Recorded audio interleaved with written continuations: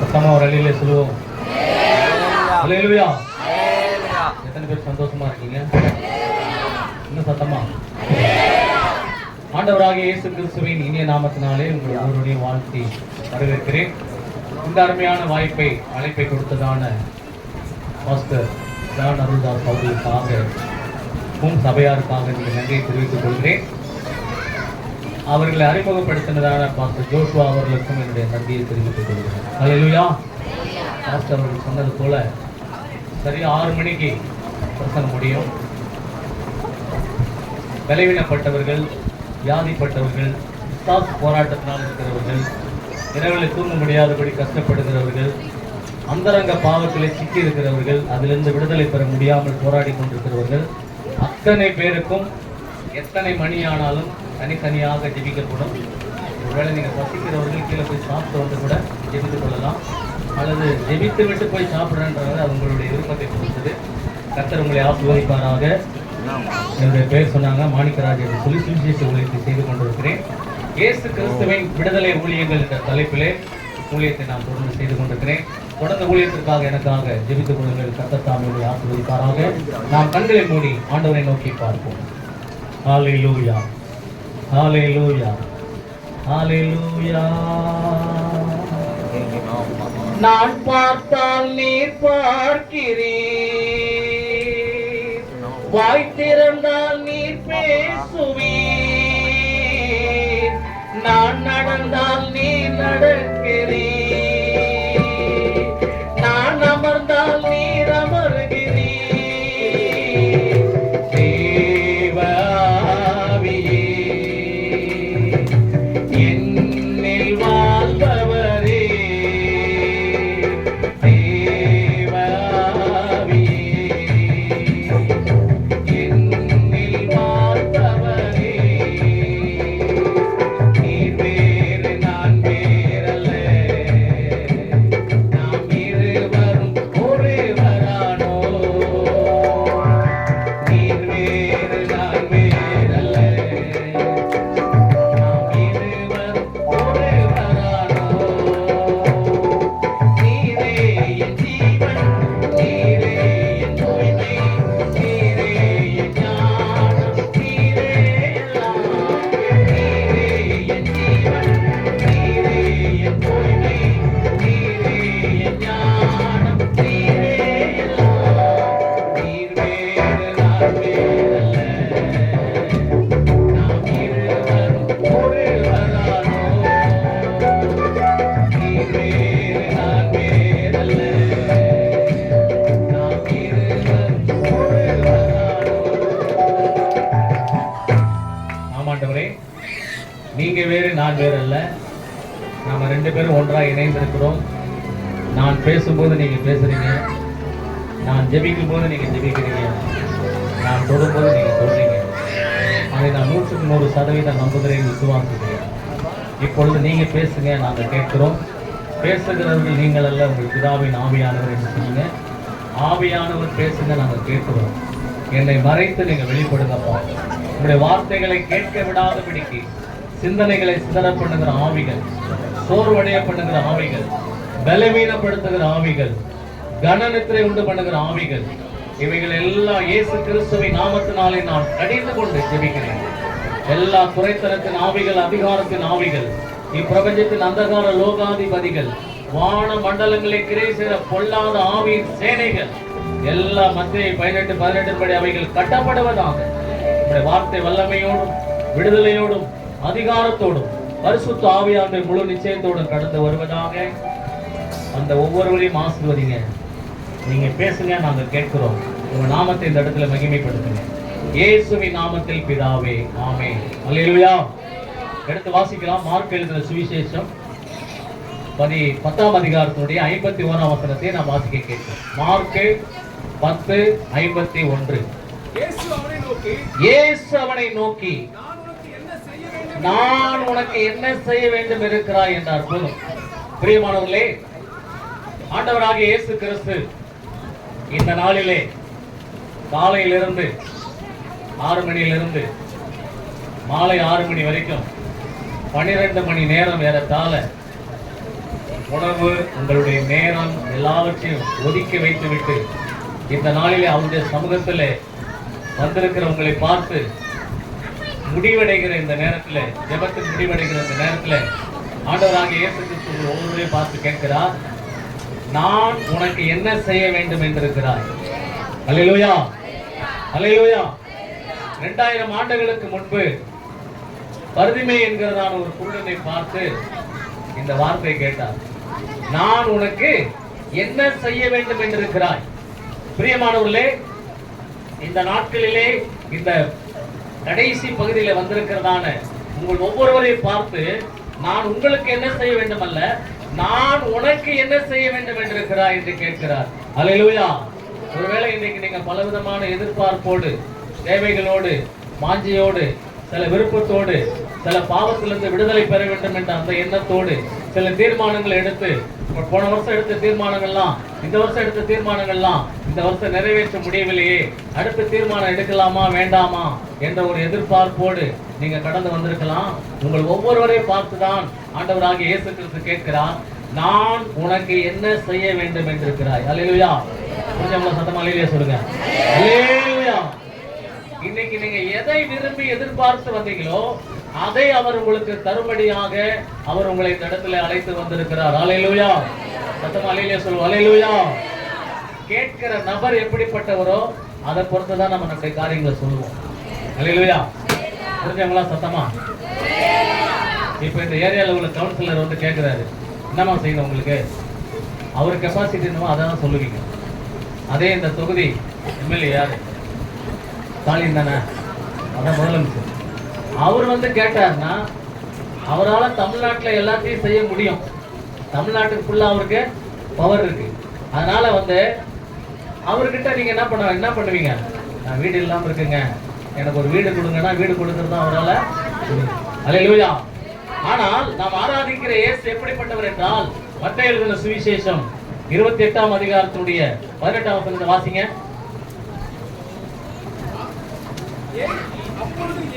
அப்பொழுது இயேசு சமீபத்தில் வந்து அவர்களை நோக்கி, வானத்திலும் பூமியிலும் சகல அதிகாரமும் போதும். பாருங்க, வானத்திலும் பூமியிலும் சகல அதிகாரம் படைத்தவர் தான் உங்களை பார்த்து கேட்கிறாரு, நான் உனக்கு என்ன செய்ய வேண்டும் என்றிருக்கிறாய்?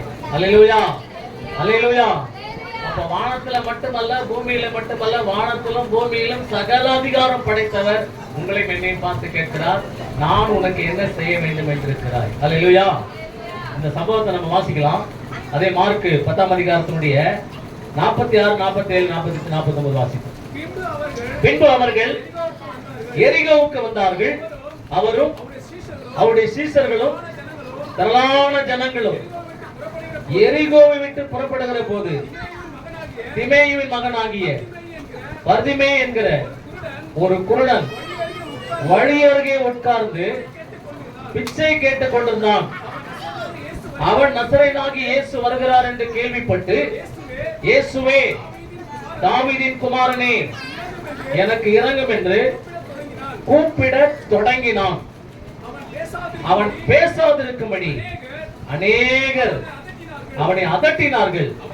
அவனோ, தாவீதின் குமாரனே, எனக்கு இரங்கும் என்று முன்னிலும் அதிகமாய் கூப்பிட்டான். அடுத்த வசனம், இயேசு நின்று. அல்லேலூயா. அதான் முக்கியமான வசனம். பாருங்க, தாவீதின் குமாரனே எனக்கு இரங்கும் என்று கூப்பிடுகிறான். அவனை அதட்டுறாங்க. அவன் அதட்டுன உடனே முன்னிலும் அதிகமாய் கூப்பிட்டான். இது எதை காண்பிக்கிறது என்றால், ஜெபத்திற்குரிய பதில் கிடைக்கிற வரைக்கும் அவரை விடக்கூடாது. அல்லேலூயா. இந்த 12 மணி நேர ஜெபம் வந்து இந்த வருஷத்துக்கு தான் முடிவே தவிர, இனி 2020க்கு வந்து ஜெபம், 26ல வந்து ஜெபத்துக்கு ஒரு முடிவு அல்ல. அல்லேலூயா. ஜெபம் என்பது தேவன் நமக்கு செவி கொடுக்கிற வரைக்கும், அவர் நமக்கு மறு உத்தரவு கொடுக்கிற வரைக்கும், அவர் நமக்கு பதில் கொடுக்கிற வரைக்கும் நாம் அவரை விடவே. எல்லாம் அதட்டினவன இவன் என்ன பண்ணிருக்கலாம்? அமைதியா இருந்திருக்கலாம். ஆனா இவன் அமைதியா இல்ல, மீண்டும் அதிக சத்தமாய் கூப்பிட தொடங்கினான். அல்லேலூயா. எரேமியா 33:3 நம்ம எல்லாருக்கும் தெரியும். என்னை நோக்கி கூப்பிடு, நான் உனக்கு மறு உத்தரவு கொடுத்து, நீ அறியாததும் உனக்கு எட்டாததுமான பெரிய காரியங்களை நான் உனக்கு அறிவிப்பேன். சங்கீதம் 145:18 எல்லாருக்கும் தெரியும். தம்மை நோக்கி கூப்பிடுகிற யாவருக்கும், உண்மையாய் தம்மை நோக்கி கூப்பிடுகிற யாவருக்கும் கர்த்தர் சமீபமாய் இருக்கிறார். பிரியமானவர்களே, இயேசு நின்று, இவனுடைய சத்தம் இயேசுவையே நிற்க வைத்து விட்டது. அல்லேலூயா. இயேசு நிற்கிறார். நின்ற உடனே என்ன சொல்றார் பாருங்க. 49 வாசிங்க. இயேசு நின்று அவனை அழைத்து வர சொன்னார். அவர்கள் அந்த குருடனை அழைத்து, திடன்கொள், எழுந்திரு, உன்னை அழைக்கிறார் என்றார்கள். போதும். பிரியமானவர்களே, சிலர் சொல்றாங்க, திடன்கொள், எழுந்திரு, உன்னை அழைக்கிறார். அல்லேலூயா. அவன் பாருங்க, இயேசுனுடைய அழைப்பை அவனுக்கு நேராய் கடந்து வருகிறது. அவன் என்ன பண்றான் பாருங்க. 50ஆம் வசனத்தை வாசிங்க. உடனே அவன் தன் மேல் வஸ்திரத்தை எறிந்து விட்டு எழுந்து இயேசுவிடத்துல வந்தான். போதும். பாருங்க, அவன் உடனே தன் மேல் வஸ்திரத்தை எறிந்து விட்டு எழுந்து இயேசுவிடத்துல வந்தான். அப்புறம் தான் கேட்கிறாரு, நான் உனக்கு என்ன செய்ய வேண்டும் என்று இருக்கிறார். இன்றைக்கு நீங்களும் நானும் செய்ய வேண்டியது என்னவென்றால், அந்த குருடன் எப்படி மேல் வஸ்திரத்தை எறிந்து விட்டு இயேசுவிடத்துல வந்தான். அல்லேலூயா. நீங்க பார்த்திருப்பீங்க, பிச்சை கேட்கறவங்க, பிச்சை எடுக்கிறவங்கலாம் ஒரு அழுக்கான வஸ்திரத்தை என்ன பண்ணுவாங்க, கூட்ட விரிச்சிருப்பாங்க. பணத்தெல்லாம் எல்லாரும் காசு போட்ட உடனே அதெல்லாம் எடுத்துக்கொண்டு மீண்டும் அந்த வஸ்திரத்தை என்ன பண்ணுவாங்க, தோல்ல போட்டுக்கொண்டு போவாங்க. இப்படித்தான் இவனுடைய வாழ்க்கை இருந்தது. இயேசு நின்று அவனை அழைத்து வர சொல்லுகிறார். அவர் உன்னை அழைக்கிறார் என்று சொன்ன உடனே அவன் என்ன பண்றான், தன் மேல் வஸ்திரத்தை எறிந்து விட்டு எழுந்து இயேசுவிடத்தில் வந்தான். அல்லேலூயா. அவன் எரிந்த மேல் வஸ்திரம் எது? நீங்களும் நானும் இன்னைக்கு அந்த எந்த மேல் வஸ்திரத்தை எரியணும் அப்படின்றத கரெக்டா 6 மணிக்குள்ள பார்த்து முடிக்க போறோம். இன்றைக்கு அந்த மேல் வஸ்திரத்தை நீங்க எரிந்து விட்டு நீங்க கடந்து போக போறீங்க. 2026 இதுவரைக்கும் அவன் பிச்சை கேட்டு கொண்டிருந்தான். ஆனா அவனுடைய ஸ்டேட்டஸே மாறிவிட்டது. என்னைக்கு இயேசுவிடத்துல வந்தானோ, என்னைக்கு அந்த மேல் வஸ்திரத்தை தூக்கி எறிந்தானோ, அன்றைக்கு அவனுடைய சூழ்நிலைகள் எல்லாம் தலைகீழாய் மாறினது. அதே போல 2026 வருஷத்துல அடியெடுத்து வைக்க போகிற உங்க வாழ்க்கையில 2026 உங்க சூழ்நிலை முழுதுமாய் மாறப் போகிறது. எத்தனை பேர் விசுவாசிக்கிறீங்க? விசுவாசிக்கிறவங்க மட்டும் சத்தமா அல்லேலூயா சொல்லுங்க. அல்லேலூயா. சரி, இப்ப இவன் எந்த மேல் வஸ்திரத்தை எறிந்தான் என்பதை குறித்து இப்ப நம்ம பார்க்க போறோம். யாக்கோபு எழுதின நிருபம் 1ஆம் அதிகாரத்தினுடைய 21ஆம் வசனத்தை நாம் வாசிக்க கேட்போம். ஆகையால் நீங்கள் எல்லாவித அழுக்கையும் கொடிய துர்க்குணத்தையும் ஒழித்துவிட்டு உங்கள் உள்ளத்திலே நாட்டப்பட்டதாயும் உங்கள் ஆத்துமாக்களை ரட்சிக்க வல்லமையுள்ளதாயும் இருக்கிற வசனத்தை சாந்தமாய் ஏற்றுக்கொள்ளுங்கள். பிரியமானவர்களே, அவன் எரிந்த மேல் வஸ்திரம் எது என்றால், முதலாவது எல்லாவித அழுக்கு. எல்லாவித அழுக்கு என்று சொல்லும் பொழுது அது எதை குறிக்கிறது என்றால், எடுத்து வாசிக்கலாம். 1 யோவான் 1ஆம் அதிகாரத்தினுடைய 7ஆம் வசனத்தை நாம் வாசிக்க கேட்போம். அவர் ஒளியில் இருக்கிறது போல நாமும் ஒளியிலே நடந்தால் ஒருவரோடு ஒருவர் ஐக்கியப்பட்டிருப்போம். அவருடைய குமாரனாகிய இயேசு கிறிஸ்துவின் ரத்தம் சகல பாவங்களையும் நீக்கி நம்மை சுத்திகரிக்கும். அல்லேலூயா. அல்லேலூயா. அதாவது எல்லாவித அழுக்கு என்பது எதை குறிக்கிறது என்றால், சகல விதமான பாவங்கள். இந்த புதிய வருஷத்துக்குள்ள பிரவேசிப்பதற்கு முன்பதாக உங்க வாழ்க்கையிலே காணப்படுகிறதான எல்லா பாவமாகிய அந்த மேல் வஸ்திரத்தை தூக்கி எறியணும். அல்லேலூயா. நான் சொன்னதுக்கு எத்தனை பேர் புரிஞ்சுது? புரிஞ்சவங்களா சத்தமா அல்லேலூயா சொல்லுங்க. எல்லாவித பாவங்கள்னா யாரெல்லாம் டச் போன் வச்சிருக்கீங்க அவங்க மட்டும் சத்தமா கையெழுத்துக்கு அல்லேலூயா சொல்லுங்க. கஷ்டப்படாதீங்க. அல்லேலூயா. டச் போன் வச்சிருக்கிற அத்தனை பேருடைய வாழ்க்கையிலும் எல்லாவித அழுக்கும் இருக்கும். புரிஞ்சவங்களா சத்தமா அல்லேலூயா சொல்லுங்க. நான் ஒரு நடந்த சம்பவத்தை சொல்றேன், உங்களால நம்ப முடியாது, நம்பித்தான் ஆகணும். பல வருஷத்துக்கு முன்னாடி ஒரு சகோதரர் வந்தாரு. நான் ரொம்ப நாளா இந்த ஆண்ட்ராய்டு போன் வாங்கணும்னு ஒரு ஆசைப்பட்டேன். தயவுசெய்து வாங்கிட்டேன், ஒரு ஜோம் பண்ணுங்க அப்படின்னாரு. சரி, ஜோம் பண்ணி கொடுத்துட்டேன். அவர் போன் தான் ஜோம் பண்ணி கொடுத்தாச்சு. கொடுத்த உடனே அவர் அந்த போனை எடுத்துட்டு போனாரு. போயிட்டு ஒரு 6 மாசம் கழிச்சு என்ன பண்ணாருன்னா திரும்பி வந்தாரு. திரும்பி வரும்போது என்ன சொன்னார்னா, எனக்கு பயங்கரமான தலைவலி, அந்த டாக்டர்கிட்ட போனேன், இந்த டாக்டர்கிட்ட போனேன், ஸ்கேன் எடுத்தேன், ஒண்ணுமே சரியாகல, எனக்கு ஜோம் பண்ணணும்னாரு. சரி பிரதர் ஜோம் பண்ணலான்னு சொல்லிட்டு முழங்கால் போடுங்க, முழங்கால் போட்டாரு. போட்டவன அவர் தலை மட்டும் பாம்பு மாதிரி ஆடுது. ரட்சிக்கப்பட்டு ஞானஸ்தானம் எடுத்து அபிஷேகம் பண்ணப்பட்ட விசுவாசி, சபையில சில முக்கியமான பொறுப்புகள்லாம் அவருக்கு இருக்கு. அல்லேலூயா, சத்தமா அல்லேலூயா சொல்லுங்க. அல்லேலூயா. உடனே நான் வந்து ஜெபம் பண்ணும்போது உள்ள இருக்கிற அந்த அசுத்த ஆவி என்ன பண்ணுது? பேசுது, நான் தான் வந்தேன் அப்படின்னு. ஏன் வந்த? நானா வரல, இவன் கூப்பிட்டா நான் வந்தேன் அப்படின்னு. அவன் கூப்பிட்டா நான் வந்தேன். சரி நீ போயிடு. நான் ஏன் போன? நான் போக மாட்டேன். நான் தான் இவனுக்கு இந்த தலைவலி கொடுத்தேன். இவன் எந்த டாக்டர் கிட்ட போனாலும் அந்த தலைவலி ஏன்றதை கண்டுபிடிக்கவே முடியாது அப்படின்னு பிசாசு சொல்லுது. என்ன பண்ணன அப்படின்னு, அவன் மூளைக்கு அடியில ஒரு கெட்ட நீரை கொடுத்துட்டேன். அந்த கெட்ட நீர் தான் இவனுக்கு தலைவலி கொடுத்துருக்குது. அதை வந்து யாராலும் கண்டுபிடிக்க முடியாது, யாரும் இவனை சுகப்படுத்த முடியாது. நான் சொன்னேன், இவன் வந்து இயேசு ரத்தத்தினால கழுவப்பட்டிருக்கிறான், என்ன ஞானஸ்தானத்துல இயேசுவோட அடக்கம் பண்ணப்பட்டிருக்கிறான், பரிசுத்த ஆவியானவரால முத்தரிக்கப்பட்டிருக்கிறான், எல்லாம் கரெக்டு தான்.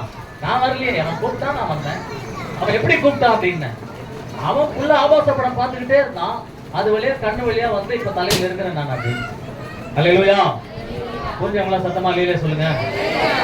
ஆனால் தான் சொன்னேன், டச் போன் ஒருத்தருக்கு வச்சிருக்கிற அத்தனை பேர்கிட்டையும் சகல விதமான பாவங்களும் இருக்க வாய்ப்பு இருக்கிறது. எல்லாரையும் சொல்ல நான். அல்லேலூயா. புரிஞ்சவங்களா சத்தமா அல்லேலூயா சொல்லுங்க. நான் வரும்போதே அவருடைய பாவத்தெல்லாம் அறிக்கை பண்ணிட்டு தான் நான் ஜெபிக்க ஆரம்பிச்சேன். நான் சொன்னேன், அவன் பாவம் செஞ்சது உண்மைதான். இப்ப அவன் வந்து பாவத்தெல்லாம் இயேசு மன்னிச்சுட்டாரு. அவருடைய குமாரனாகிய இயேசு கிறிஸ்துவின் ரத்தம் சகல பாவத்தையும் மன்னிச்சுட்டு, அது இயேசு மன்னிச்சதுனால இனிமேல் அவனுக்குள்ள இருக்க கூடாது. அவனுக்கு எதை கொடுத்து அதை எடுத்துட்டு ஓடியே போயிடு அப்படின்னு உடனே அவருடைய 2 கையால தலை முடிய பிடிச்சி அப்படியே குலுக்கி முடிய வந்து பிச்சு போடுற மாதிரி ஒரு பாவனை ஏற்படுத்தி தொப்பன் கீழே விழுந்துட்டார். விழுந்து முடிஞ்சவனா ஒரு சில நிமிடங்கள் கழிச்சு அவர் எழுப்பி, பிரதர் தலைவலி போயிடுச்சா பாருங்க, அசைச்சு பாக்குறாரு. பார்த்தா அவர் சொல்றாரு, தலையில ஒரு குடம் தவளை தண்ணி வச்சா எப்படி குழுந்து ஆடுமோ அத மாதிரி எனக்கு அவ்வளவு வெயிட்டா இருந்தது, அந்த வெயிட்டே போயிடுச்சு. என்ன நடந்ததுன்னா, நான் சொன்னேன், நீங்க என்ன பண்ணீங்க அப்படின்னா, நான் ஒண்ணுமே பண்ணலண்ணா அப்படின்னா. நம்ம ஆளுங்க பாருங்க, செஞ்சதெல்லாம் செஞ்சுட்டு முழு பூசணிக்காய் என்ன பண்ணுவாங்க, சோத்துல மறைக்கிறத ஒண்ணுமே செய்யல அப்படின்னா. செல்போன்ல என்ன பண்ணீங்க அப்படின்னா, ஆமா பார்த்தேன் அப்படின்னா. அதை மட்டும் தான் பாத்தீங்களா, வேற ஏதாவது செஞ்சீங்களா அப்படின்னு. இல்ல இன்னொரு காரியமும் பண்ணேன் அப்படின்னாரு. என்ன பண்ணீங்க? நான் சின்ன வயசுல இருந்து நானும் ஒரு பொண்ணும் ரொம்ப க்ளோஸா, அவங்க ஒரே கிளாஸ்மேட்டு. இப்ப அவங்க ஹஸ்பண்ட் என்ன பண்ணிட்டாரு, ஃபாரின்ல இருக்காரு. அந்த பொண்ணு கூட அடிக்கடி என்ன போன் பண்ணி கூப்பிடும். ஆனா நான் வீட்டுக்கு போவேன், ஆனா எந்த தப்பும் பண்ணல அப்படின்னாரு. உண்மையை சொல்லிடுங்க, ஏன்னா அதுக்கும் ஒரு ஜாப் பண்ணிடணும். அப்புறம் பின்னாடி வந்து நான் அதை பண்ணேன்னு சொல்லக்கூடாது. இல்ல இல்ல இல்ல, நான் அந்த பாவத்துல ஈடுபடலை.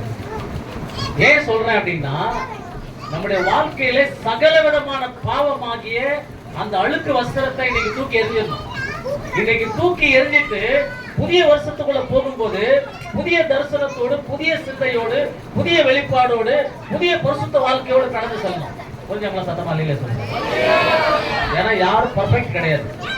இங்க இருக்கிற யாரும், என்ன உட்பட நான் சொல்றேன், யாரும் பர்ஃபெக்ட் கிடையாது. பைபிள் சொல்லுது, நான் சொல்லல. யாக்கோபு எழுதின நிருபம் 3ஆம் அதிகாரம் 2ஆம் வசனத்தை நாம் வாசிக்க கேட்போம். யாக்கோபு 3:2. நம்ம எல்லாரும் அநேக விஷயங்களில் தவறுகிறோம். போதும், என்னது, நம்ம எல்லாரும் சில விஷயத்துல தவறல, அநேக விஷயங்கள்ல தவறணும். ஆனா தவறிக்கிட்டே இருக்க கூடாது. நீதிமான் 7 தரம் விழுந்தாலும் திரும்ப எழுந்திருப்பான், துன்மார்க்கரோ தீங்கில இடருண்டு கிடப்பார்கள்.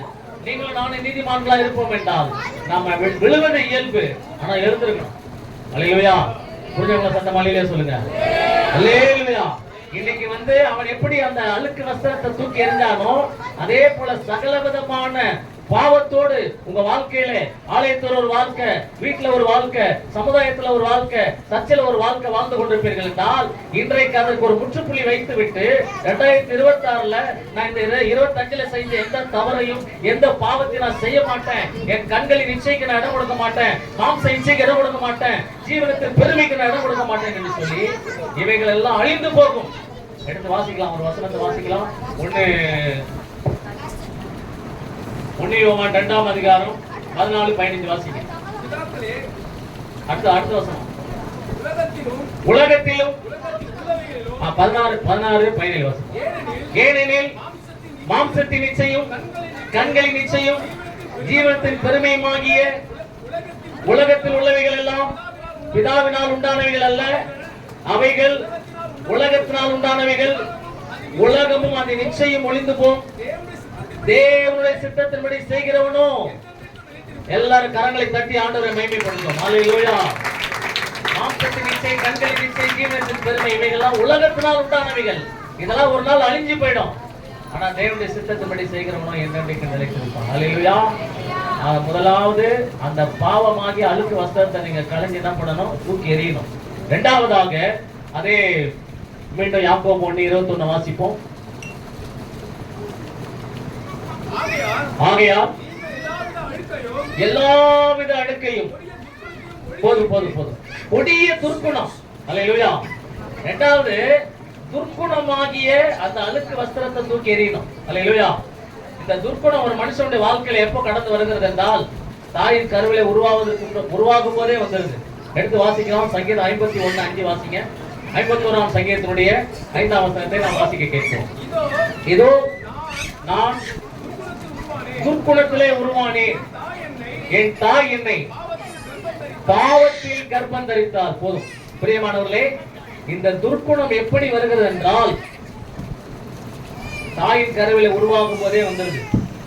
அதுக்கப்புறம் ஸ்கூல்ல போறான் பையன், அங்க கூட இருக்கிற ஃப்ரெண்ட்ஸோட சேர்றான், துர்க்குணம் வந்துருது.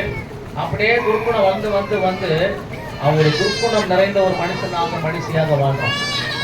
ஹல்லேலூயா. சத்தமா அல்லேலூயா சொல்லுங்க. ஹல்லேலூயா. மீட்டிங்ல ஒரு வாலிப பொண்ணை கூட்டு வந்தாங்க. அந்த பொண்ணு 9th படிக்கிறான். அவங்க அம்மா சொல்றாங்க, ஆவிக்குரிய சபைக்கு போறாங்க, ரசிக்கப்பட்டு ஞானசாரம் எடுத்து அபிஷேகம் பண்ணப்பட்டு ஆவிக்குரிய சபைக்கு போறாங்க. கணவன் மனைவி, அந்த மகளும் சேர்ந்த ஆவிக்குரிய சபைக்கு தான் போகிறார். அந்த அம்மா சொல்றாங்க, அவங்க அம்மா, திடீர்னு என் பொண்ணு என்ன பண்றா, இங்கெல்லாம் பிளேட் வச்சு கிழிச்சுக்கிறா, திடீர்னு மாடியில் இருந்து நான் என்ன பண்ண போறேன், கீழே வந்து சாவ போறேன்றா. எத்தனை படிக்கிறா? 9th standard. அப்ப கேட்டேன், என்னம்மா அவனுக்கு பிரச்சனை அப்படின்னு. நான் 6ஆம் கிளாஸ்ல இருந்தே ஒரு பையனை லவ் பண்றேன், அதான் பிரச்சனை. 6ஆம் கிளாஸ்ல இருந்தே 17 நாள் ஸ்கூலுக்கு போகல, ஸ்கூலுக்கு போகாம வீட்டுல வச்சிருந்தாங்க, பயந்து போயிட்டு. அதுக்கப்புறம் ஜோம் பண்ணி, இதெல்லாம் நிரந்தரம் கிடையாது, படிக்க வேண்டிய நேரத்துல படிக்கணும், படிக்க வேண்டிய வயசுல படிக்கணும், படிச்சு முடிச்சு காலேஜுக்கு போக வேண்டிய வயசுல காலேஜுக்கு போகணும், அதுக்கப்புறம் வேலைக்கு போக வேண்டிய வயசுல வேலைக்கு போகணும், அதுக்கப்புறம் திருமண வயசுன்னு ஒண்ணு இருக்கு, அப்ப திருமணம் பண்ணலாம். அது வரைக்கும் நீ என்ன பண்ணணும்? அமைதியா இருக்கணும். சாத்தானால நீ என்ன பண்ணக்கூடாது? வஞ்சிக்கப்படக்கூடாது என்று சொல்லிவிட்டு அவளுக்கு ஒரு டெலிவரன்ஸ் ப்ரேயர் பண்ணவொடனே சில தற்கொலை ஆவிகள், மாம்ச இச்சைகளை தூண்டுகிற சில ஆவிகள்லாம் என்ன பண்ணிச்சு, அந்த மகளை விட்டு போயிடுச்சு. நாளைக்கு நான் ஸ்கூலுக்கு போயிடுறேன் அப்படின்னா மறுநாள் ஸ்கூலுக்கு போயிருக்கான். போன உடனே என்ன பண்ணா, அந்த பையன் வந்து என்ன என்கிட்ட பேச மாட்டியான்னு கேட்டிருக்கான். அவன் சொல்லியிருக்கா, இனிமேல் நான் உன்கிட்ட பேசவே மாட்டேன், நான் படிச்சு ஒரு பெரிய கலெக்டர் ஆக போறேன், அதுக்கப்புறம் அப்ப மற்ற காரியங்கள்லாம் அப்புறம் பார்த்துக்கலாம் அப்படின்ன உடனே அந்த பையன் என்ன பண்ணிட்டான், அந்த பொண்ணு காலில் அப்படியே விழுந்துட்டான். அதை வந்து எச்எம் பார்த்துட்டாங்க, நேரா வந்தாங்க. ஏன் அந்த பையன் உன் காலில் விழுறான், இவன் என்ன டார்ச்சர் பண்ணிக்கிட்டே இருக்கிறான், இவன் என்ன ரொம்ப டார்ச்சர் பண்றான் அப்படின்னவன அவனும் ஒரு போலீஸ் அதிகாரியுடைய பையன். அவனை கூப்பிட்டு வார்ன் பண்ணி, இனிமேல் நீ இந்த மாதிரி காரியத்தில் ஈடுபட்டா ஸ்கூலை விட்டு என்ன பண்ணுவோம், டிஸ்மிஸ் பண்ணிடுவோம். ஏன் இதை சொல்லுகிறேன் என்றால், நாம வந்து அந்த துர்க்குணம் என்னை விட்டு நீங்கணும் அப்படின்றதுல வந்து விரும்பணும். எத்தனை பேர் நான் சொல்றது புரியுது? யோவானில் இருந்த சுவிசேஷம் 5ஆம் அதிகாரத்துடைய 5ஆம் வசனத்தை வாசிங்க. யோவான் 5:5.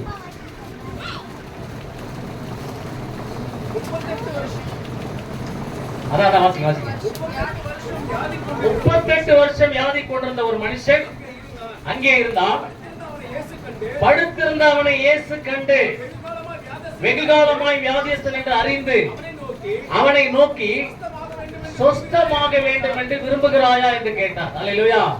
ஆண்டவர் இன்னைக்கு உங்களை பார்த்து கேட்கிறாரு, நீ துர்க்குணத்தை விட்டு நீங்கணும்னு விருப்பம் இருக்குதா? விரும்பினாதான் விடுதலை, விரும்பாதவங்களுக்கு விடுதலை கிடையாது. நல்லா புரிஞ்சுங்க. நீங்க எத்தனை வருஷம் எந்த அடிமைத்தனத்துல இருக்கலாம், இன்னைக்கு நீங்க விரும்புனீங்கன்னா இன்னைக்கே உங்களுக்கு விடுதலை, நாளைக்கு விரும்புனீங்கன்னா நாளைக்கே உங்களுக்கு விடுதலை.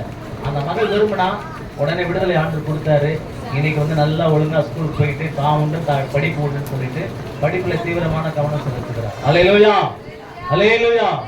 இன்னைக்கு நிறைய பேரை சாத்தான் வந்து சின்ன வயசுல கட்டி வச்சுட்டான். அல்லேலூயா. நேரம் கடந்து போகிறது. முதல்ல பாவமாகிய அழுக்கு வஸ்திரம், இரண்டாவது துர்க்குணமாகிய ஜென்ம சுபாவங்களாகிய அந்த துர்க்குணமாகிய வஸ்திரத்தை என்ன பண்ணணும்? தூக்கி எறியணும். மூன்றாவது கடைசியாக ஒரு வஸ்திரத்தை நாம் பார்க்க போகிறோம். எடுத்து வாசிக்கலாம். எபேசியர் 4ஆம் அதிகாரம் 31ஆம் வசனத்தை வாசிங்க. எபேசியர் 4:31. சகல விதமான கசப்பும் கோபமும் மூர்க்கமும் கூக்குரலும் தூஷணமும் மற்ற எந்த துர்க்குணமும் உங்களை விட்டு நீங்க கடவுது. சகல விதமான கசப்பு. நல்லா கவனிங்க. ஃபர்ஸ்ட் சகல விதமான பாவமாகிய அழுக்கு வஸ்திரம், இரண்டாவது துர்க்குணமாகிய அழுக்கு வஸ்திரம், மூணாவது கடைசியாக சகல விதமான கசப்பு. மாமனார் மேல கசப்பு, மாமியார் மேல கசப்பு, கணவன் மேல கசப்பு, கணவன் வீட்டார் மேல கசப்பு, நாத்தனார் மேல கசப்பு, மனைவி மேல கசப்பு, மனைவி வீட்டார் மேல கசப்பு, சிலருக்கு போதகர் மேலே கசப்பு, சக விசுவாசிகள் மேல கசப்பு. இன்னைக்கு இந்த சகல விதமான கசப்பாகிய அந்த மேல் வஸ்திரத்தை தூக்கி எறியணும். கசப்பு இருக்கிற இடத்துல பரிசுத்த ஆவியானவர் கிரியை செய்ய முடியாது. புரிஞ்சவங்கள சத்தமா இல்லையா சொல்லுங்க. அல்லேலூயா. இன்னும் சத்தமா. இன்னைக்கு உங்க வாழ்க்கையில யாரோடு எத்தனை வருஷமா பேசாம இருக்கிறீங்களோ அந்த கசப்பு, வெறுப்பு, வைராக்கியம், விரோதம் இதெல்லாம் தூக்கி எரிஞ்சாதான் புதிய வருஷத்துக்குள்ள போகும்போது புது பலத்தோடு, புதிய உற்சாகத்தோடு, புதிய அபிஷேகத்தோடு, புதிய வல்லமையோடு, புதிய வரங்களோடு, புதிய ஆரோக்கியத்தோடு கடந்து செல்ல போறீங்க. எல்லாரும் கரங்களை தட்டி ஆண்டவரை மகிமைப்படுத்துவோம். அல்லேலூயா, அல்லேலூயா. நடந்த சம்பவத்தை நான் சொல்றேன், சொல்லிட்டு முடிக்கிறேன், டைம் ஆயிடுச்சு. ஒரு ஆலயத்துல இந்த மாதிரி ஆலயத்துல பிரசங்கம் பண்ணி முடிச்சோன்னு ஒரு அம்மா ஜெபம் பண்ண வந்தாங்க. அந்த அம்மாவுக்கு என்ன பிரச்சனைனா முழங்கால் போட முடியாது, சம்பளம் போட்டு உட்கார முடியாது, சேர்ல உட்கார்ந்தா கூட ஒரு கால கட்டில வச்சு பேலன்ஸ் பண்ணி தான் உட்கார முடியும். எத்தனை வருஷமா இருக்கு உங்களுக்கு இந்த பிரச்சனை அப்படின்னு? என் பையனுக்கு இப்ப 38 வயசு ஆகுது. 38 வருஷமா அந்த பிரச்சனை இருக்கு. என் பையன் பிறக்கும் போது நான் பெட்ல என்ன சேர்த்திருந்தாங்க. டெலிவரி டைம்ல கை காலெல்லாம் உதறினேன். கை காலெல்லாம் என்ன பண்ணாங்க, பெட்டோட வச்சு கட்டிட்டாங்க. அதுல இருந்து இந்த காரியம் நடந்தது. அதுல இந்த 38 வருஷமா நான் இந்த பிரச்சனையில இருக்கேன். நான் அப்ப நான் கேட்டேன், உங்க கணவர் எங்க, அவர் பேர் என்னன்னு கேட்டேன். அவங்க என்ன சொன்னாங்க தெரியுமா? அவனை பத்தி பேசாதீங்க. யாரை பத்தி? அவனை பத்தி பேசவே பேசாதீங்க. நான் வந்து கணவர்ன்றேன். அவங்க சொல்றாங்க அவனை பத்தி பேசாதீங்க. அந்த அம்மா சபையில என்ன பண்றாங்கன்னா கைப்பிரதி ஊழியெல்லாம் செய்யறாங்க, டிராக்ஸ் எல்லாம் கொடுக்குறாங்க. நிறைய ஆத்துமாக்களுக்கு என்ன பண்றாங்க, சுவிசேஷத்தை அறிவிச்சு ஆலயத்துக்கெல்லாம் கூட்டு வர்றாங்க. இப்படிப்பட்ட ஒரு விசுவாசி. அப்ப என்ன நடந்தது அப்படின்னு கேட்டேன். 38 வருஷத்துக்கு முன்னாடி அவனைதான் உயிருக்கு உயிரா நேசிச்சேன். எங்க அப்பா சொன்னாங்க, அம்மா சொன்னாங்க, எத்தனையோ பேர் சொன்னாங்க கல்யாணம் பண்ணாதன்னாங்க. அவன் தான் வேணும்னு சொல்லி அடம் பிடிச்சு என்ன பண்ண. அப்படி இன்னைக்கு யாராவது இங்க இருந்தீங்கன்னா மனம் திரும்பணும். அல்லேலூயா. அப்பா அம்மா சொல்ற வார்த்தைக்கு கீழ்ப்படியணும். நான் காலேஜுக்கு போனேன், அங்க பார்த்தேன், அவனை விரும்பினேன், அப்படிலாம் பண்ணக்கூடாது.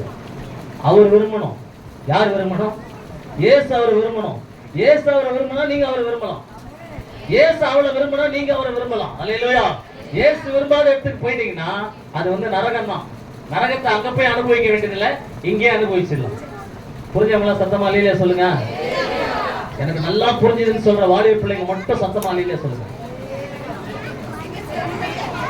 அல்லேலூயா, அல்லேலூயா. பாருங்க, ஒரே வாரம் தான். அந்த ஒரு வாரத்துல எனக்கு ஒரு குழந்தை கொடுத்துட்டான். ஒரு வாரத்துல தான் கல்யாணம் ஆன ஒரே வாரத்துல தான் அவனை பத்தி சுயரூபமே வெளிப்பட்டது. அதுல இருந்து அவன் என்னை விட்டு என்ன பண்ணினான் புரித்தான். இப்ப வருவாரா? இவன் என் பையனெல்லாம் பார்த்து வந்துட்டு என் பையனும் அவனும் பேசிப்பாங்க. நான் இதெல்லாம் ஒன்றும் தலையிட மாட்டேன் அப்படின்னு சொன்னேன். அப்ப நான் சொன்னேன், இப்போ உங்க கணவரை மன்னிக்க முடியுமான்னு. அவனெல்லாம் மன்னிக்கவே முடியாது. 38 வருஷமா நான் பட்ட கஷ்டம் எனக்கு தான் தெரியும். எனக்கு ஏசு பரலோகமே கொடுக்காட்ட கூட பரவாயில்ல, அவனெல்லாம் எனக்கு மன்னிக்க முடியாதுதான். ஒரே வார்த்தை, பரலோகமே வேணாம். ஆனா அவனை மட்டும் என்ன பண்ண முடியாது? அவன் நான் சொன்னா எல்லாருக்கும் சுவிசேஷத்தை அறிவிக்கிறீங்களே, உங்க கணவர் பரலோகத்துக்கு வரணும்னு விருப்பம் இல்லையா? அவன் பரலோகத்துக்கு வரவே வேணாம் அப்படின்னு. அல்லேலூயா. நான் சொன்னேன், மன்னிக்காதவங்களுக்கு பரலோகத்துல இடம் கிடையாது. இயேசுவே பிதாவே இவர்களுக்கு மன்னின்னு சொன்னாரா? அவரை விட நீங்க கஷ்டப்பட்டீங்க. அவரை அவமானப்படுத்தினாங்க, காரி துப்புனாங்க, ஆனா ஈட்டியை வச்சு குத்துனாங்க, முள்முடி சூட்டப்பட்டாரு, மாறினாலும் அடிக்கப்பட்டாரு. அவ்வளோ இந்த உலகத்திலே அவரை மாதிரி ஒரு கோடியில ஒரு பங்கு கூட நம்ம வேதனை அனுபவிக்கல. என்னால முடியாது. நாங்க உங்களால முடியாத செய்யறதுதான் பரிசுத்த ஆவியானவர் உங்களுக்கு கொடுக்கப்பட்டிருக்கிறாரு. ஆவியானவரால முடியும். நீங்க உட்காருங்க அப்படின்னு உட்காந்து காலை நீட்டினாங்க, 2 காலை நீட்டி உட்காந்தாங்க. நான் சொல்றது அப்படியே சொல்லுங்கண்ணே, என் கணவரை நான் மனப்பூர்வமா மன்னிக்கிறேன் அப்படின்னு சொல்லுங்கண்ணே. ரொம்ப அழுதுகிட்டு கஷ்டப்பட்டுக்கிட்டு, இயேசுவே என்னால மன்னிக்க முடியலப்பா, ஆனாலும் நீங்க தான் உதவி செய்யணும்னு சொல்லிட்டு நான் மனப்பூர்வமா அவரை மன்னிக்கிறேன்னு சொல்லி மன்னிச்சாங்க. இன்னும் வேற யாரெல்லாம் மன்னிக்கணும்? என் மகனை மன்னிக்கிறேன், என் பேரனை மன்னிக்கிறேன், எல்லாத்தையும் மன்னிப்பு கேட்டு முடிச்சாங்க. முடிச்ச உடனே நான் ஜெபிச்சேன். 38 வருஷமாக இந்த மகளுக்குள்ள இருக்கிற பொல்லாத கசப்பின் ஆவியே, இவ்வளவு நாள் 38 வருஷமா இந்த மகள் ஆபிரகாமின் குமாரத்தி இவளை கட்டி வச்சிருக்கிற இந்த கட்டை இயேசுவின் நாமத்துல கட்டவிழ்கிற கசப்பின் ஆவியே போவலிய அப்படின்னு தொப்பு கீழே விழுந்துட்டாங்க. கொஞ்ச நேரம் அப்படியே விழுந்த நிலையில இருந்தாங்க. உடனே நான் எழுப்புனேன், எழுப்புங்க, முழங்கால் போடுங்க. என்ன முழங்கால் போட்டாங்க. கையை தூக்குங்க அப்படின்னு கையை தூக்குனாங்க. உட்காந்து சம்பளம் போடுங்க, சம்பளம் போட்டாங்க. நல்லா திருப்பி குடிங்க அப்படின்னு குடிஞ்சாங்க, நிமிந்தாங்க. என்ன நடந்தது அப்படின்னு, என் இடுப்புல இருந்து ஒரு அசுத்தாய் வெளியே போயிடுச்சு அப்படின்னா கையை தட்டி ஆண்டவரை மகிமைப்படுத்துவோம். அல்லேலூயா, அல்லேலூயா, அல்லேலூயா. ஃபர்ஸ்ட் என்ன வஸ்திரம்? சகலவிதமான பாவமாகிய வஸ்திரம். 2வது துர்க்குணமாகிய வஸ்திரம். 3வது கசப்பாகிய அந்த வஸ்திரம். இந்த 3 வஸ்திரத்தை இன்னைக்கு நீங்க தூக்கி எரியும் போதுதான் நான் உனக்கு என்ன செய்ய வேண்டும் என்று இருக்கிறேன்னு கேட்பார். அப்ப நீங்க சொன்னீங்கன்னா அதை செய்வார். நான் வியாதியோடு வந்திருக்கிறப்பா, இன்னைக்கு நான் உங்களுக்கு சொல்றேன், உங்க பிரச்சனை எத்தனை வருஷமா இருக்கலாம், 50 வருஷம் பிரச்சனையா கூட இருக்கலாம். நாங்க இந்த கூட்டத்துக்காக ஜெயிச்சிருக்கிறோம், பல நாட்களாக ஜெயிச்சிருக்கிறோம். இங்க வந்த ஒருத்தர் கூட வியாதியோடு நீங்க போக கூடாது, ஒருத்தர் கூட பலவீனத்தோடு போக கூடாது. 10 மணி ஆனா கூட சரி, உங்க ஒவ்வொருத்தருக்காக தனித்தனியாக ஜெயிச்சுட்டு தான் நான் போவேன். நான் தயாரா இருக்கிறேன். ஆனா நீங்க தயாரான்றது நீங்க தான் தீர்மானிச்சுக்கணும். என்னுடைய ஆசை, என்னுடைய விருப்பம், என்னுடைய ஏக்கம், என்னுடைய பெருமூச்சு எல்லாம் இயேசுவிடத்துல வந்த யாரும் வெறுமையா திருப்பி போகவே இல்லை, அவங்க பலவீனத்தோடு போகவே இல்லை. அதே போல நீங்க வந்து இயேசுவை நம்பி வந்திருக்கிறீங்க, என்ன நம்பி வரல, இங்க வந்திருக்கிற ஊழியக்காரர் நம்பி வரல, நானும் இயேசுவை தான் நம்பி வந்திருக்கிறேன். ஆனாலும் இன்னைக்கு அத்தனை பேருக்கும் இயேசு விடுதலை கொடுக்க போகிறார். நாம் கண்களை மூடி முழங்கால் படிடுவோம், ஆண்டவரை நோக்கி பார்ப்போம். ஹல்லேலூயா. எல்லாரும் முழங்கால் படிடுவோம், யாரும் கண்ணை திறக்க கூடாது. இது பரிசுத்த ஆவியானவர் கிரியை செய்கிற ஒரு நேரம். எல்லாரும் கண்களை மூடி இயேசுவை மாத்திரம் நோக்கி பாருங்க. அவர்கள் அவரை நோக்கி பார்த்து பிரகாசம் அடைந்தார்கள், அவர்கள் முகங்கள் வெட்கப்பட்டு போனது இல்லை என்று வேதம் சொல்லுகிறது. இந்த நாளிலே 2000 ஆண்டுகளுக்கு முன்பு பர்திமேயை பார்த்து கேட்டார் அல்லவா, நான் உனக்கு என்ன செய்ய வேண்டும் என்று இருக்கிறாய்? காலையில் 6 மணியிலிருந்து இந்த 6 மணி வரைக்கும் 12 மணி நேரம் உங்க நேரத்தெல்லாம் ஒதுக்கி வைத்து விட்டு, உங்களுக்கு பலவிதமான அலுவல்கள் இருந்தாலும் அதையெல்லாம் ஒதுக்கி வைத்து விட்டு அவருடைய சமூகத்திலே இந்த வருஷத்துடைய கடைசி நாளிலே நான் அவருடைய பாதத்தில் அமர்ந்திருப்பேன் என்று சொல்லி எந்த ஒரு பிரதிபலனை எதிர்பாராமல் வந்திருக்கிறீர்கள் அல்லவா? உங்களை பார்த்தவர் கேட்கிறார், நான் உனக்கு என்ன செய்ய வேண்டும் என்று இருக்கிறாய்? நீங்க சொல்லுங்க, நீங்க சொல்லுங்க, இயேசுவே இந்த பாவமாகிய அந்த அழுக்கு வஸ்திரத்தை நான் இப்பொழுதே கலைந்து எறிகிறேன், என்னை விட்டு தூக்கி எறிகிறேன். இனி எனக்கு இந்த துர்க்குணம் வேண்டாம், இனி இந்த கசப்பு வேண்டாம், மனப்பூர்வமாய் நான் மன்னிக்கிறேன் என்று சொல்லி எல்லாரும் வாய் திறந்து ஜெபம் பண்ணுங்க. எல்லாரும் வாய் திறந்து ஜெபம் பண்ணுங்க. யார் யார் பிரச்சனையோடு, வியாதியோடு, பலவீனத்தோடு, விடுதலைக்காக ஏங்கி வந்திருக்கிறீங்களோ அவர்கள் அத்தனை பேருக்கும் நான் ஜெபிக்கும் போதல்ல, இப்பொழுதே விடுதலை ஆவியானவர் பலமாய் இறங்கி உங்களுக்கு அற்புதங்களை செய்ய போகிறார், அதிசயத்தை செய்ய போகிறார். நீங்க வந்த வண்ணமாக அல்ல, பலவீனத்தோடு அல்ல, வியாதியோடு அல்ல, அந்த அந்தரங்க பாவத்தோடு அல்ல, ஒரு விடுதலையோடு கடந்து போக போறீங்க. ஹல்லேலூயா, ஹல்லேலூயா. எல்லாரும் வாய் திறந்து ஜெபம் பண்ணுங்க. யாரும் அமைதியா இருக்க வேண்டாம். இப்பொழுது நீங்க ஜெபிக்கிற ஜெபத்திற்கு நிச்சயமாகவே இயேசு உங்களுக்கு பதில் கொடுக்க போகிறார். இயேசு உங்களை வெறுமையாய் அனுப்ப மாட்டார். அவர் உங்களுக்காக இன்னும் பிதாவின் வலது பரிசத்தில் இருந்து அவர் உங்களுக்காக பரிந்து பேசிக் கொண்டிருக்கிறார். என் வார்த்தை ஒருபோதும் வெறுமையாய் திரும்புவது இல்லை. அது நான் அனுப்பின காரியமாகும்படி வாய்க்கும் என்று சொன்னீங்களே. இப்பொழுது என்னுடைய வல்லமை இறங்குவதாக, வல்லமை இறங்குவதாக, இறங்குவதாக, இறங்குவதாக. எல்லா அடிமைத்தனத்தின் நுகங்கள் இப்பொழுது முறிக்கப்படுவதாக, முறிக்கப்படுவதாக. இயேசுவின் நாமம் மகிமைப்படுவதாக. ஹல்லேலூயா. நுகங்களை முறித்து விட்டே, கட்டுகளை அறுத்து விட்டே, நுகங்களை முறித்து விட்டே, கட்டுகளை அறுத்து விட்டே. இனிமேல் நீ அடிமையாவதில்லை, இனிமேல் நீ அடிமையாவதில்லை.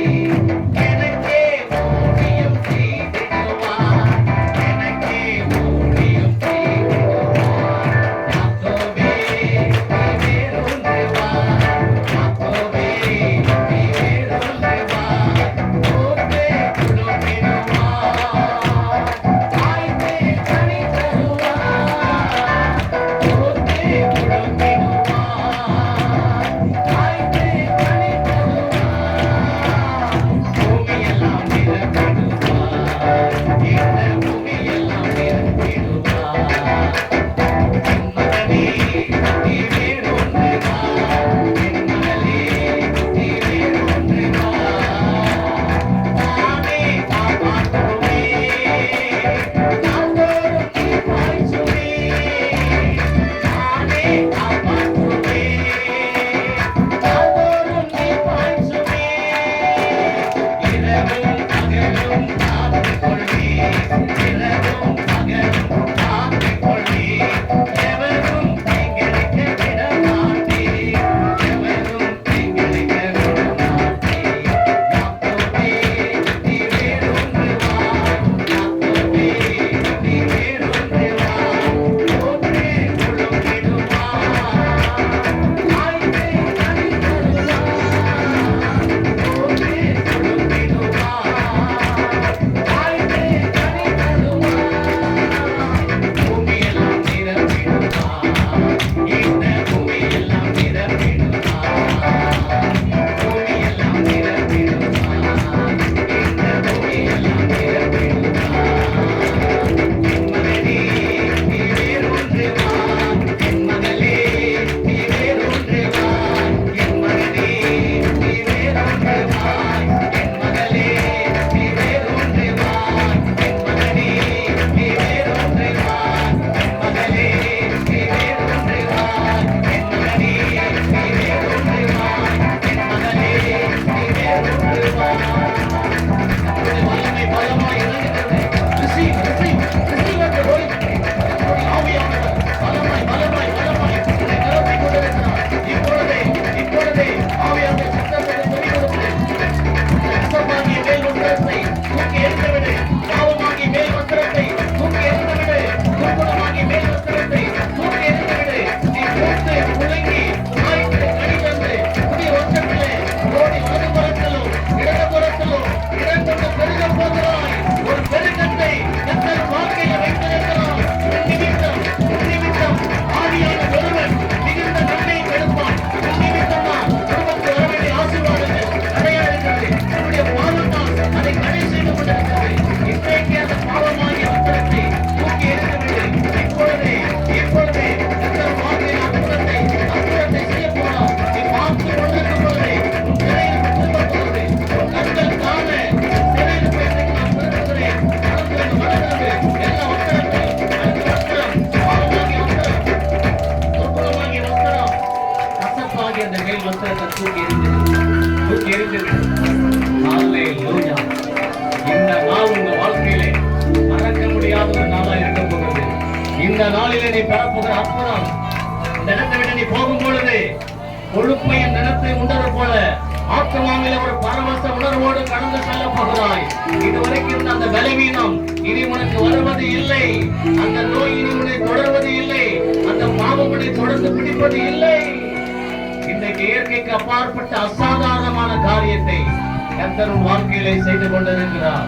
எல்லாரும் கரங்களை தட்டி ஆண்டவரை மகிமைப்படுத்துவோம். ஹல்லேலூயா, ஹல்லேலூயா, ஹல்லேலூயா, ஹல்லேலூயா, ஹல்லேலூயா. பிதாவாகிய தேவனே, உடைய குமாரனாக இயேசு கிறிஸ்துவின் நாமத்தினால் என் வார்த்தை ஒருபோது வெறுமையாய் திரும்புவதில்லை. அது நான் அனுப்பின காரியமாகபடி வாய்க்கும் என்று சொன்னீங்கப்பா. எந்த நோக்கத்துக்காக இந்த வார்த்தை கொடுத்தீங்களோ அந்த வார்த்தை அப்படியே நிறைவேறுவதாக, அப்படியே நிறைவேறுவதாக. விசேஷமாக வந்திருக்கிற ஒருவராகிலும் பலவீனத்தோடு, வியாதியோடு, சுகவீனத்தோடு, அப்பா பிசாசு போராட்டத்தோடு நீங்க கடந்து செல்லவே கூடாதுப்பா. அந்த அத்தனை பேருக்கு நீங்க சுகத்தை, விடுதலை, ஆரோக்கியத்தை கொடுத்து அப்பா வாழ்ந்து சுகித்திருக்க பண்ணுங்க. இந்த புதிய வருஷத்துக்குள்ளே பிரவேசிக்கும் போதே ஒரு சமாதானத்தோடு, ஒரு மன நிறைவோடு, சந்தோஷத்தோடு, பூத்து காய்த்து கனி தந்து அப்பா புழுங்குகிற ஒரு பூத்து புழுங்குகிற ஒரு வாழ்க்கையை வாழ போவதற்காக நன்றி. எல்லா மகிமையும் உங்களுக்கு செலுத்துகிறேன். வந்திருக்கிற ஒவ்வொருவரையும் தனித்தனியாக பேர் பெற ஆசீர்வதிங்க. இயேசுவின் நாமத்தில் பிதாவே, ஆமென். அல்லேலூயா. கர்த்தர் தாமே உங்களை ஆசீர்வதிப்பாராக.